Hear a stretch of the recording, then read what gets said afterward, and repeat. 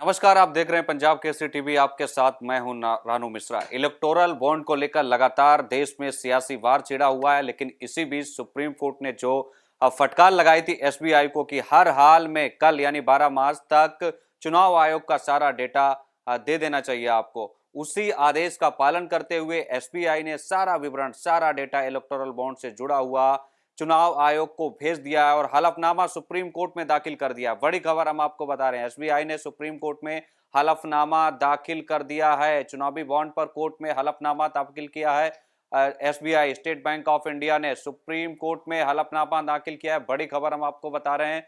जिस तरीके से सुप्रीम कोर्ट ने एसबीआई को फटकार लगाई थी, तो उस फटकार के बाद अब एसबीआई का कहना है कि कोर्ट के आदेश का पालन किया गया है। ये बड़ी खबर, बड़ी जानकारी राजधानी दिल्ली से निकल कर आ रही है। साथ ही डेटा जारी कर दिया है। 22,217 बॉन्ड्स खरीदे गए हैं राजनीतिक दलों की तरफ से। जो खरीदे गए हैं बॉन्ड्स, उनकी संख्या है 22,217। एसबीआई ने चुनावी बॉन्ड का डेटा आयोग को भेज दिया है। यह स्टेट बैंक ऑफ इंडिया का कहना है।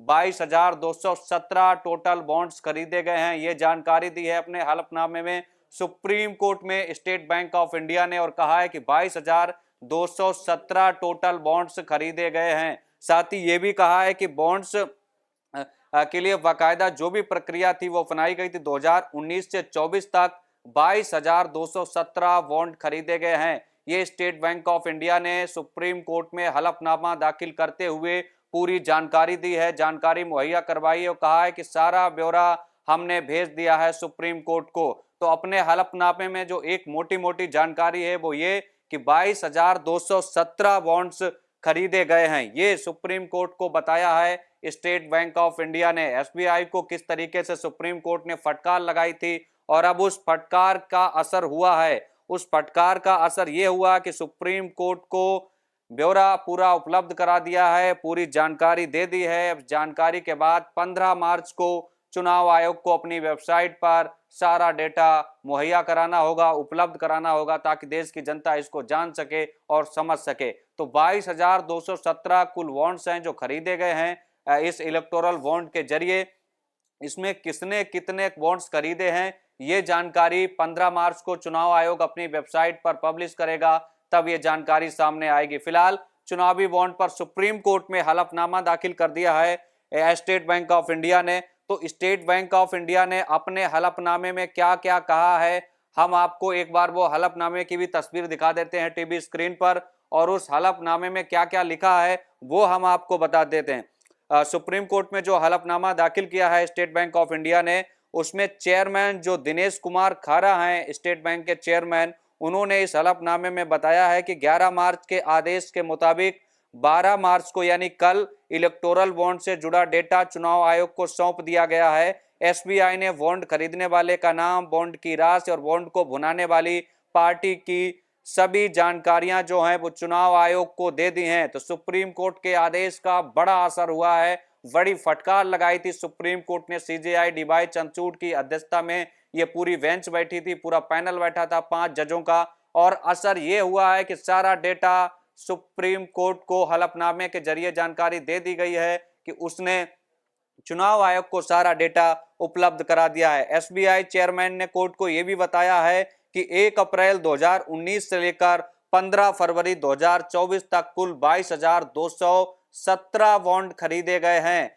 यानी 22,030 बॉन्ड राजनीतिक दलों ने भुनाए हैं। यह भी जानकारी सामने आ रही है। तो कुल मिलाकर ये वही हलफनामा है जो हम आपको टीवी स्क्रीन पर दिखा रहे हैं। इस हलफनामे में आप देख सकते हैं जो कोर्ट में दाखिल किया है, सुप्रीम कोर्ट में यह हलफनामा दाखिल किया है। स्टेट बैंक के जो चेयरमैन हैं दिनेश, उनकी तरफ से हलफनामा दाखिल किया गया है और इस हलफनामे में जिक्र किया गया है कि 2019 से 2024 तक कुल 22,217 बॉन्ड्स खरीदे गए हैं। ये जानकारी सामने आई है और 22,030 जो बॉन्ड्स हैं वो राजनीतिक दलों ने खरीदे हैं। ये भी बड़ी जानकारी है, बड़ा अपडेट है। इस हलफनामे के जरिए टोटल जो बॉन्ड्स खरीदे गए हैं वो 22,217 है उनकी संख्या, उसमें 22,030 बॉन्ड्स राजनीतिक दलों ने खरीदे हैं। तो आप समझिए जितने भी बॉन्ड्स खरीदे गए हैं ज्यादातर राजनीतिक दलों की ओर से खरीदे गए हैं, राजनीतिक दलों से खरीदे गए हैं।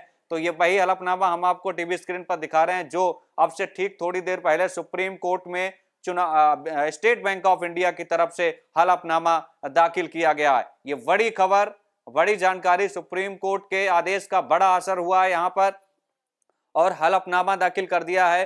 कल कयास लगाए जा रहे थे कि क्या वाकई में हलफनामा दाखिल करेगा कोर्ट में एसबीआई या नहीं, या डेटा सार्वजनिक कर पाएगा कि नहीं, क्योंकि जिस तरीके की दलीलें दी गई थी सुप्रीम कोर्ट में, उन दलीलों से नहीं लगता था, क्योंकि लगातार स्टेट बैंक ऑफ इंडिया बाकायदा सुप्रीम कोर्ट से समय मांग रहा था कि उनको 30 जून की मोहलत दी जाए, लेकिन सुप्रीम कोर्ट ने वो आदेश खारिज कर दिया था, वो मांग खारिज कर दी थी कि किसी भी सूरत में हम समय ज्यादा नहीं दे सकते, हर हाल में 12 मार्च शाम 5 बजे तक डेटा उपलब्ध कराना होगा। और कल शाम को 5:30 बजे पूरा डेटा उपलब्ध करा दिया है चुनाव आयोग को। चुनाव आयोग 15 मार्च को शाम 5 बजे तक अपनी वेबसाइट पर सारा डेटा जो है वो कहीं ना कहीं पब्लिश करेगा और उसको देश की जनता, देश के आम नागरिक जान सकेंगे किसने कितने बॉन्ड्स खरीदे हैं। फिलहाल बॉन्ड्स की संख्या 22,217 है।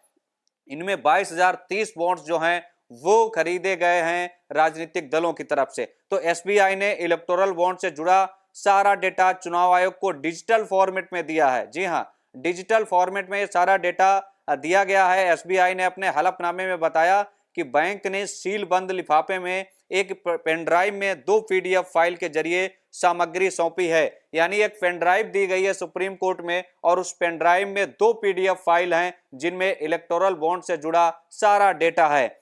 और बड़ी बात यह है कि जो फाइल दी गई है, जो पेन ड्राइव सुप्रीम कोर्ट में सौंपी गई है, वो पासवर्ड संरक्षित फाइल है। यानी जब तक आप उसको लॉगिन नहीं करोगे पासवर्ड के जरिए, तब तक वो फाइल ओपन नहीं होगी। एसबीआई ने अपने हलफनामे में यह भी जानकारी दी है कि जिन राजनीतिक पार्टियों के द्वारा इलेक्टोरल बॉन्ड का पैसा कैश नहीं करवाया गया है, वो नियमों के मुताबिक पैसा प्रधानमंत्री रिलीफ फंड में चला जाता है। ये जानकारी सुप्रीम कोर्ट में एसबीआई ने दी है। एसबीआई के चेयरमैन ने अपने हलफनामे में बताया है कि 187 इलेक्टोरल बॉन्ड का पैसा राजनीतिक पार्टियों के द्वारा कैश नहीं करवाया गया है, वह पैसा प्रधानमंत्री रिलीफ फंड में चला गया है। ये जानकारी जो है वो सुप्रीम कोर्ट में अपने हलफनामे में स्टेट बैंक ऑफ इंडिया की तरफ से दी गई है। अब देखना ये होगा कि जब 15 मार्च को अपनी वेबसाइट पर जो है डेटा उपलब्ध कराएगा चुनाव आयोग, तब देखने वाली बात होगी किसने कितने इलेक्टोरल बॉन्ड खरीदे हैं